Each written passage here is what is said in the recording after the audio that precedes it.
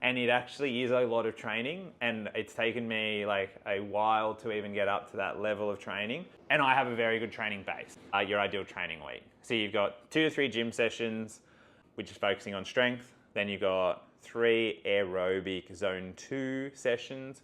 Then you've got 1 aerobic interval session and 1 anaerobic interval session, which you can actually combine into 2. So the way that you make up that training week is really up to you, but you just want to make sure you are hitting all those sessions. I know that might be a little bit of stuff to take in initially, and it actually is a lot of training, and it's taken me like a while to even get up to that level of training, and I have a very good training base. But what we would recommend is like if you are starting from a very low base or you haven't trained in a very long time, I would recommend the zone 2 start at 30 minutes or 15 minutes or wherever you can. So you want to actually start off just building out the habit of movement. So it might be 1 15-minute walk per week. And you do that for a couple of weeks. Then you go to 2 15-minute walks, 3 15-minute walks. Then you start expanding those like 15-minute walks out to 30, 45 minutes. Then once you've got, 2 or 3 45-minute walks in, then you can start adding some resistance training.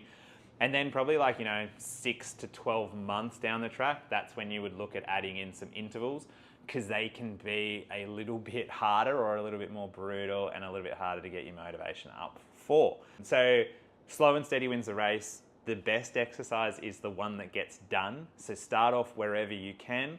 Gradually over the weeks, build it up. The other thing I would mention as well is we always like to deload people.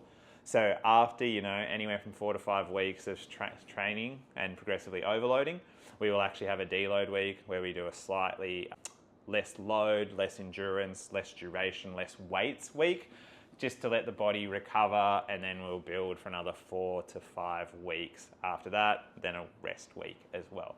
So that way you're not sort of like picking up any injuries as you start to get deeper and deeper into your training, because realistically, consistency is the key with anything. I hope that makes sense to you. If it doesn't, leave us some comments leave us a message in the comments below. If you like any of this topic or you would like more information, let us know. But we look forward to hearing how you structure your ideal training week. Thanks.